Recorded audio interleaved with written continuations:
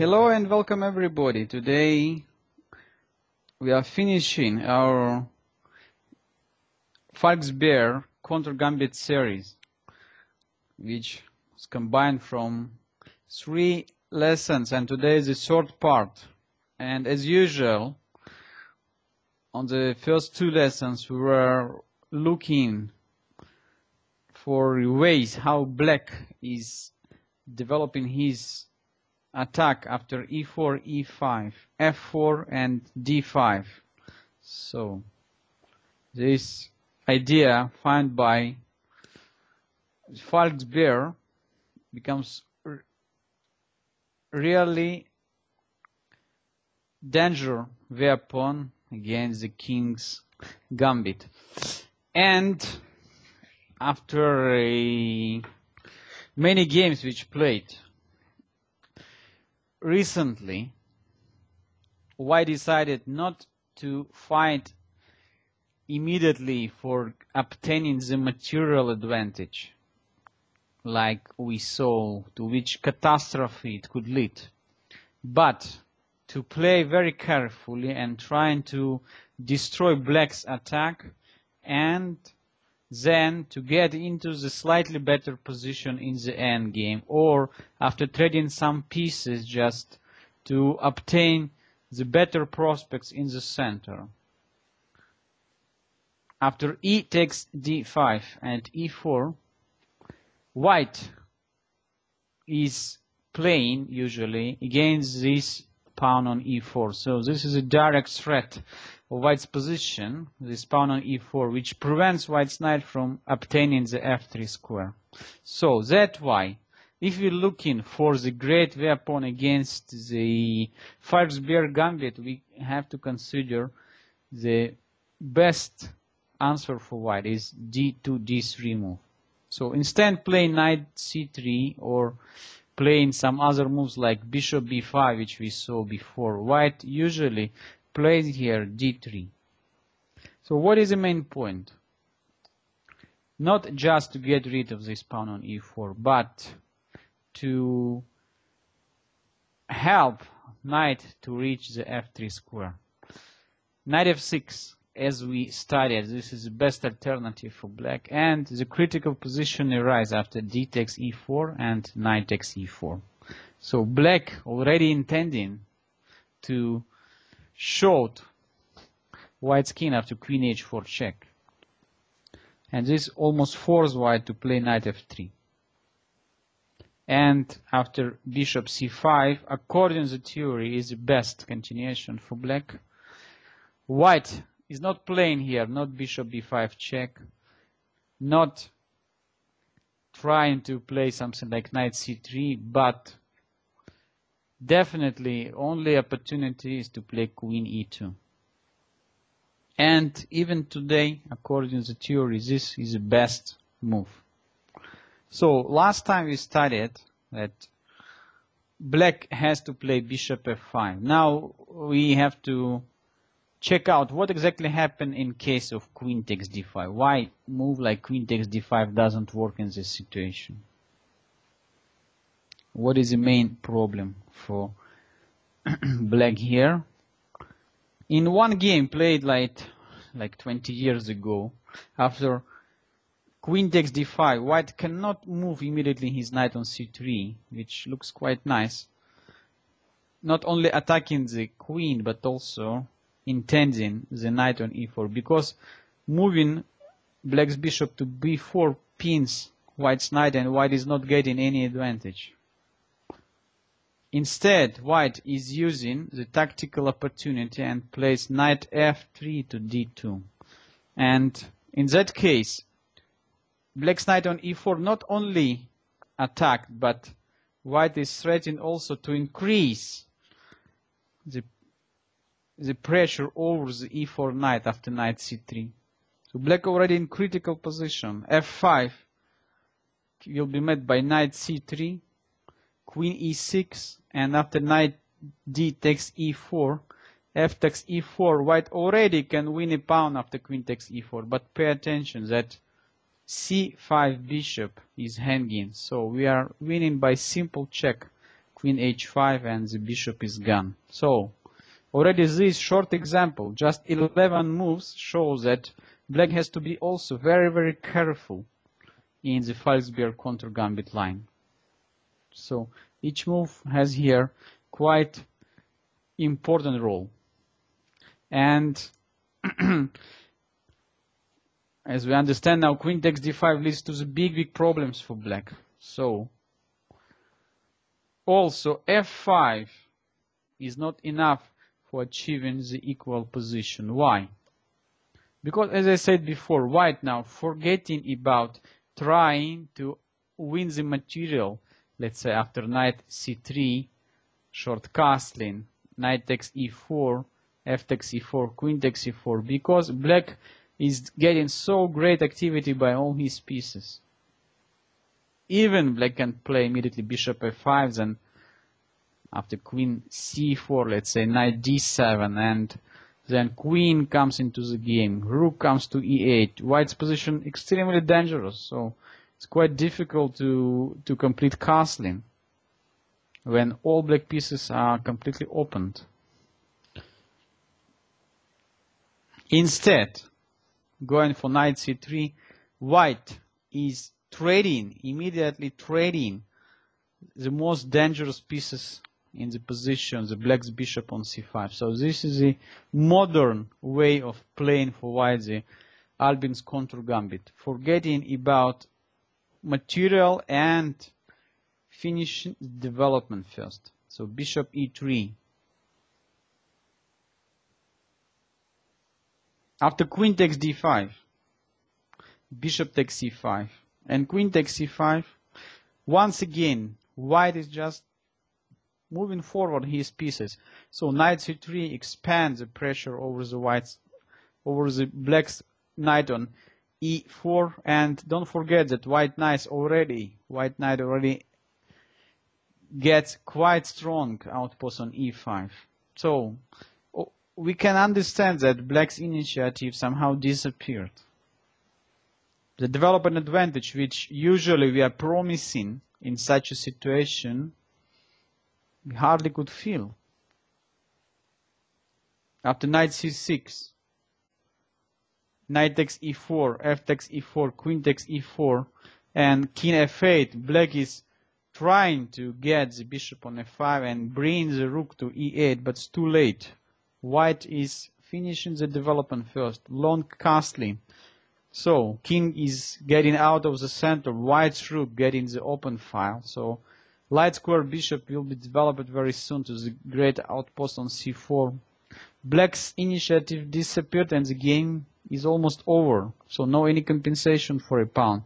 After bishop f5, as I said before, white is just continues the same task, trying to exchange the most active black's pieces, like here the queen, and with the next move very soon will come bishop d3, and black will find himself in completely losing situation. So queen c4, queen e3 check, king b1, bishop e6, queen b5, queen b6. Now black is already looking for trading the queens, but too late. Knight g5. White is getting decisive positional advantage. After bishop g4, this is mistake of course, but anyway, I don't believe that possible to save black's position.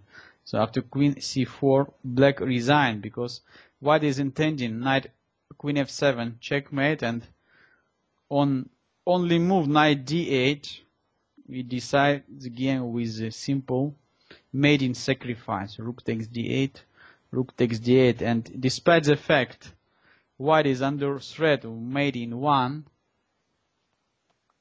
we are playing queen f7 and checkmate black's king.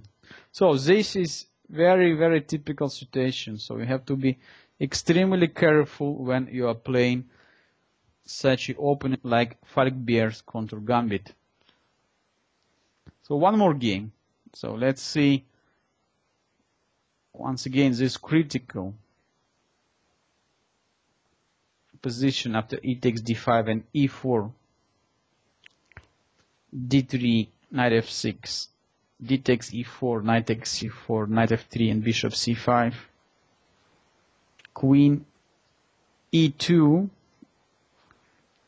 So we saw that f5 is not so great. Queen takes d5. Once again, I would like to remind you that white is having knight d2 move, attacking the knight on e4, and intending knight c3. Doesn't change anything the attempt king d8, trying to bring the rook to e8 as far as possible.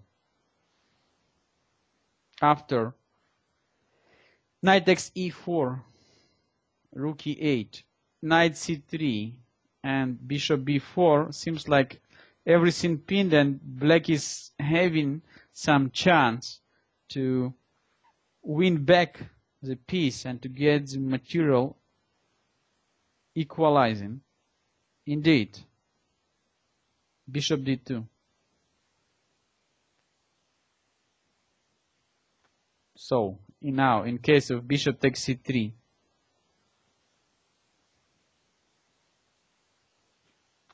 bishop takes c3, and rook takes e4. White is just could play something like rook d1, and black is having very unpleasant endgame with rook takes e2, bishop takes e2, queen takes d1, let's say. Bishop takes d1, and then later on bishop comes to f3, king comes to f2, g7 pawn is under attack. So, what white is doing? Giving back the material, but obtaining the much better positional game. Pay attention that try like queen d3 doesn't work so much because rook takes or queen takes e4. So pay attention that white knight on c3 is pinned. Also move like king f2 could be met by bishop takes c3, and once again rook takes e4 coming. So and black is getting back the piece. So indeed, move bishop d2, which was played in the game, allowing white clearly better position. So what else I would like to show you? So after bishop takes c3, even white could try some very nice moves. So we look for bishop takes c3 and rook takes e4. But what do you say about this next? Long castling. And after rook takes e4, bishop takes c3, and wow, black cannot capture the queen on e2 because intermediate rook takes d5, and black is just having rook down. So, is it possible to solve black's problem after long castling? I have very big doubt about it. So bishop takes b2, king takes b2 also doesn't work. After queen takes e4, it's hard to believe that black could survive this position for a while. After, let's say, bishop c3 check, and then white's queen is coming to attack. Let's say queen g4, then next move is bishop b5. g7 pawn is under attack. Queen h4 under attack. Black's king in the center, still stuck there, and no way to get it out. Seems like white is obtaining huge advantage. So this long castling move also could be considered as one of the best opportunities for white. Okay, so once again we showed that queen takes d5 is very dangerous alternative for black. Then move like bishop f5.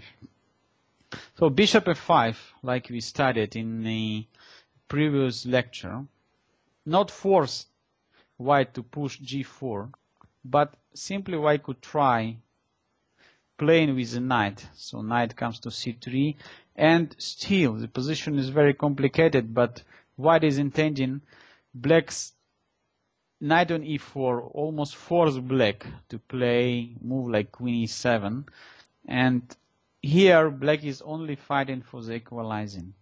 Probably white has slightly better position.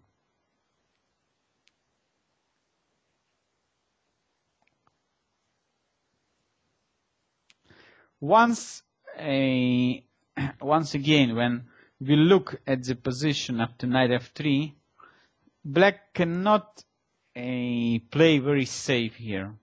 Let's say in one game of David Bronstein in this position from the Rome Open Tournament 1919, after knight f3 his opponent answered bishop e7. Indeed, after queen d4, white immediately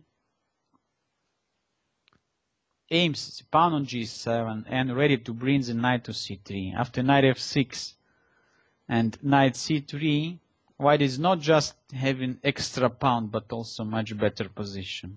Short castling, bishop e3, knight bd7, long castling, and black's attack just completely destroyed.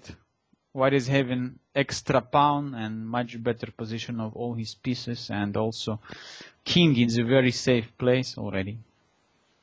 Much better. And I would say in the early 19th we saw even a new opportunity for white to play for advantage in the Falkbeer contour gambit, which was introduced. This idea was introduced by Peter Wells. Indeed, this move played already for many years, even before, but his ideas, like I said before, exactly following the strategy I explained. So instead, going for a material, we are going for getting rid of black's initiative. So after d3 and knight f6, d takes e4 and knight takes e4, white has a very sharp continuation, which is bishop e3. And I would like to pay your attention. So because this is very concrete way for white trying to destroy black's attack in the center and on the king side. So let's take a look at this game played between Peter Wells and Bela Langwell on the Budapest first Saturday, I guess, tournament 1993.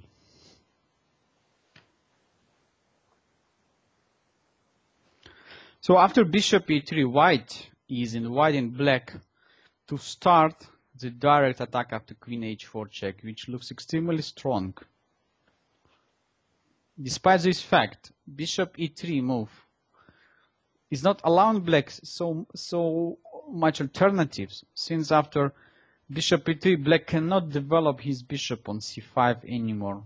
So if black is playing here bishop d6, knight f3 and short castling, of course it keeps some initiative, let's say after rook e8, but anyway white is somehow could be very safe, like from the standard position which we studied in our lesson.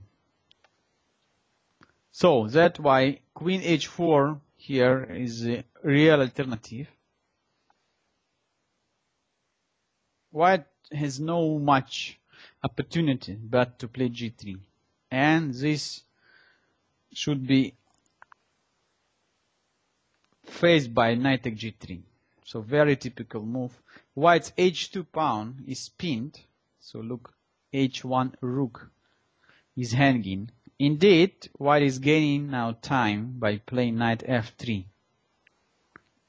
White doesn't like to touch this knight on g3, but once again completing his development. So after knight f3, black is playing queen e7, counter-attacking white's bishop on e3. And it's a big question. After h takes g3, So once again, I would like to pay attention that queen h5 move extremely dangerous, because after h take g3 and queen takes h1 and queen e2, black's queen somehow trapped. After bishop g4, knight bd2, white is intending long castling, and then bishop g2. At the same time, we are intending queen b5, starting our counterattack over the b7 pawn. Knight d7 and bishop d4 check. Black is almost forced to lose the castling right, since bishop e7 could be met by bishop take g7 and king d8 and long castling. White is having so great compensation for exchange that black is not playing this position already for a while. So next move is bishop comes to g2, then knight comes to the center to e4. So black's king on d8 prevents black rook from being connected. So zy, instead playing queen h5, usually black is trying to play queen e7.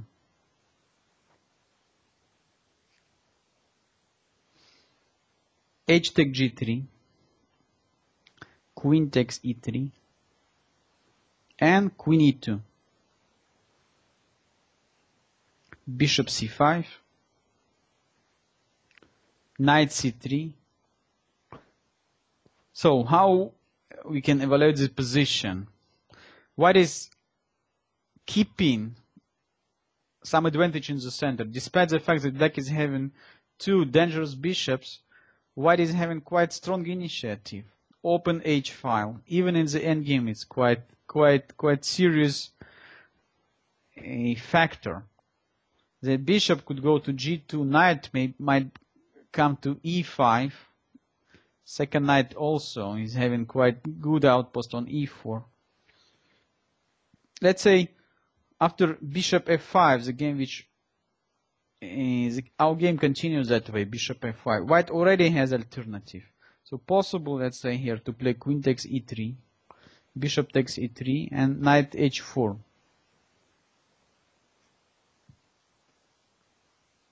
After bishop g4 and bishop e2, bishop takes e2 and king takes e2. So black's bishop is under attack. After bishop b6 and knight f5, white is still keeping better position. Look, all his pieces already developed. Quite unpleasant pawn on d5 prevents black's knight obtaining the c6 square. Once again, I said knight e4 is coming. King simply could find the great place on f3, open files, and we can support our center after c4 and c5. Black's bishop is open but doesn't have any clear targets. And this is exactly strategy white is looking for. So black's attack completely destroyed, and we are getting very unpleasant pressure in the end game. Let's say in this position after knight f5, black was quite surprised by the new strategy provided by white pieces and made it just decisive error by playing short castling. Can you find why this move is so big blunder? White is finishing the game with a brilliant sacrifice. After knight e7 check, king h8. So here it's funny, mate in 2. So white's knight is controlling the g8 and g6 square, so it's not allowing black's king to escape from the mating attack over the h file. So once again, mating sacrifice. Rook takes h7, king takes h7, and after we free the h file for our rook, so the second rook sends to our king, which already connected both rooks, so rook h1 is possible. Rook h1 and checkmate is coming. Game is over. So that happened in the game Rose against Reina in Budapest tournament in 1975. But let's back to our game. Even in the game between Vels and Legel, after knight c3 and bishop f5, well played here, immediately knight h4. Now, if black plays bishop, queen takes e2, bishop takes e2, and bishop takes c1 after rook c5, bishop has no escaping square. Bishop g6 will be met by f5 and just losing a piece with no any compensation. But I would like to pay your attention already to this position. So white is having all his pieces in the game, open files. So king is just one move away from getting castled, and then second rook comes into the game. So black decided to play bishop g4 immediately, thanks to the tactical opportunity. So white queen cannot move from e2 because it pinned.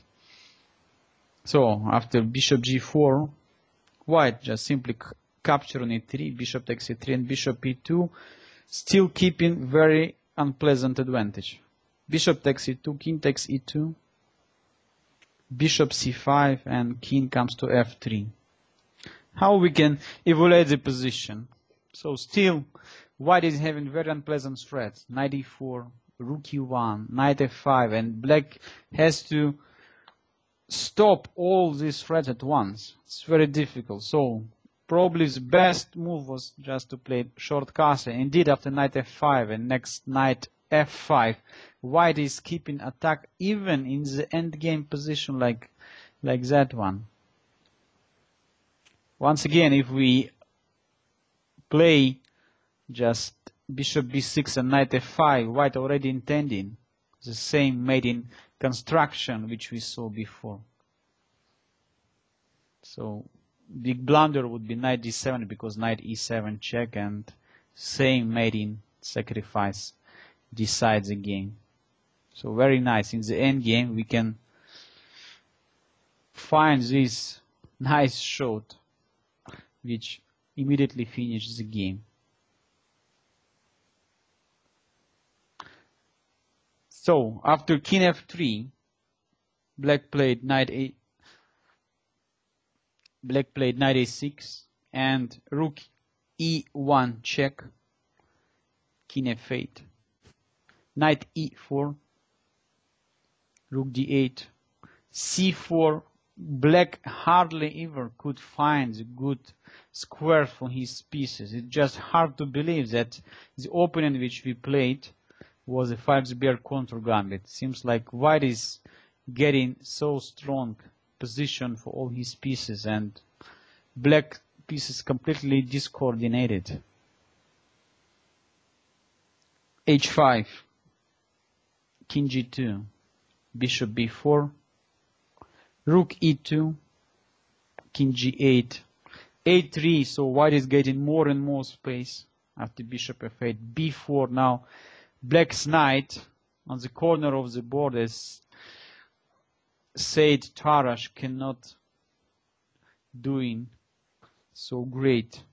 So after b4, f6, f5, white is getting another great square for his knight, and white's advantage becoming almost decisive.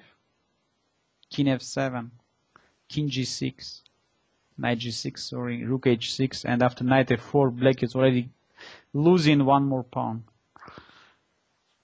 So pawn on h5 is gone. Bishop d6. Now white is just playing knight takes d6, c takes d6. It's possible just simply capture on h5, but Peter will decide to finish the game with the mating attack because white's positional advantage is already so huge. Rook h to e1, intending to bring the rook to the 7th rank. Rook d7, knight g6, and we can realize that there is no way to stop checkmate after rook e7. So black's pieces in so bad positions, so awful finish for black in this Falkbeer counter gambit. So after knight g6, rook take g6, f take g6, and king take g6, white simply played rook e7, obtaining the 7th rank for his rooks, and all black's pawns on the queen side are gone after rook c7. So white is following the main principle when we are having the material advantage. Just best strategy is just to trade pieces. Rook takes, knight takes, second rook comes to e7, and black resign because next move black's pawn on b7 is gone, and nothing could save black from losing that game. So today we just studied what way white has to play against the Falkbeer gambit. So it's not always so successful. Black could develop his initiative in the center and on the king side. So white has also his own counter chances. It's not 100% that when you are playing against the king's gambit, the Falkbeer counter gambit, that you always will be winner. Sometimes if white is following the right strategy, getting rid of your active pieces, so you can find yourself in the very difficult situation. So please be careful, and thanks for watching. Our next gambit would be fried liver gambit line in 2 knights defense.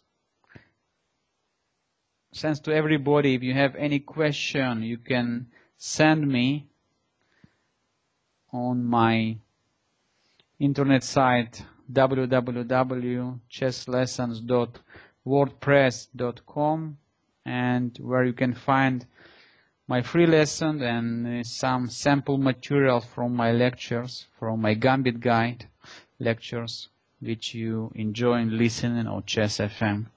Thanks. See you next time. Bye.